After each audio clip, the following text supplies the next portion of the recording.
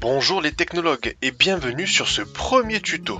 On va apprendre à piloter un système Lego Mindstorm.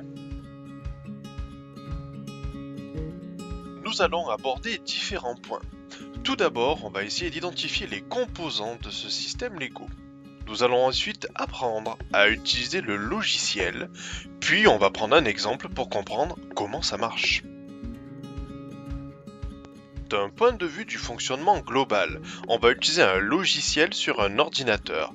On va ensuite injecter ce programme sur notre système Lego. Alors qu'est-ce qu'on a là-dedans ?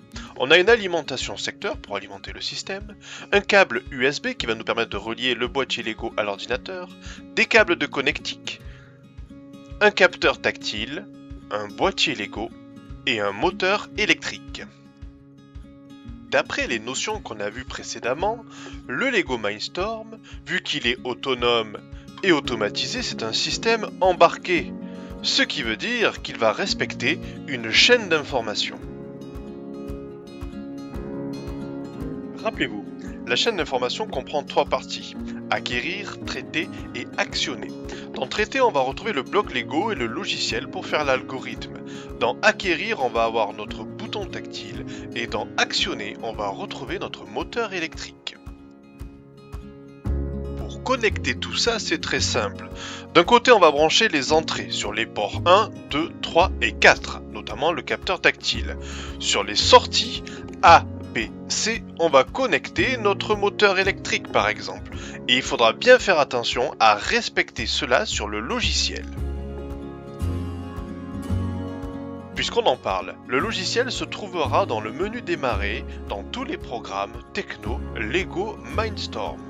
Vous ferez Fichier nouveau pour créer un nouveau programme.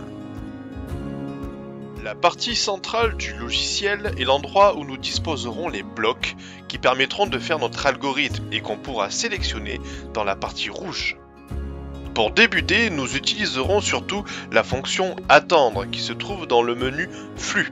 Ça nous permettra de régler des temporisations et de vérifier l'activité ou non des capteurs.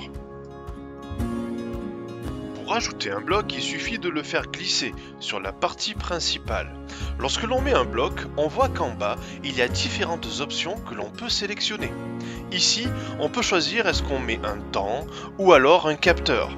On peut aussi définir quelle est l'entrée sélectionnée, 1, 2, 3 ou 4, et c'est là qu'il faut faire attention. Et le faire correspondre au branchement que l'on a réalisé sur la maquette. Pour le moteur, on ira dans le menu Action.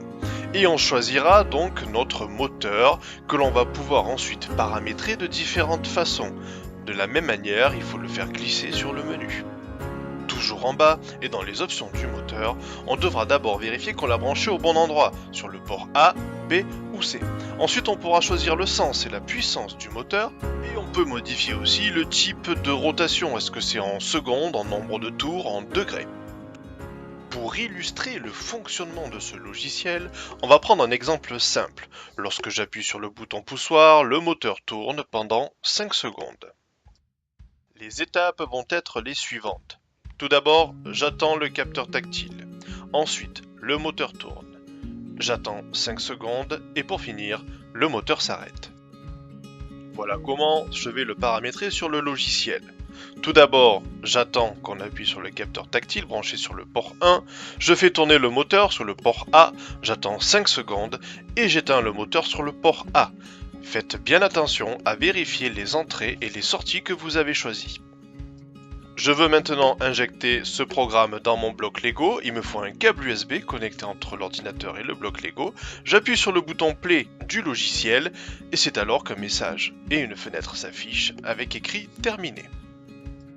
Je vérifie maintenant sur la maquette, je lance le programme en appuyant sur le bouton orange, j'appuie sur le bouton poussoir, le moteur tourne, je compte mes 5 secondes et il devrait s'arrêter. C'est terminé, le programme fonctionne. Et voilà, ce tuto Lego niveau 1 est maintenant terminé, il n'y a plus qu'à tester en classe.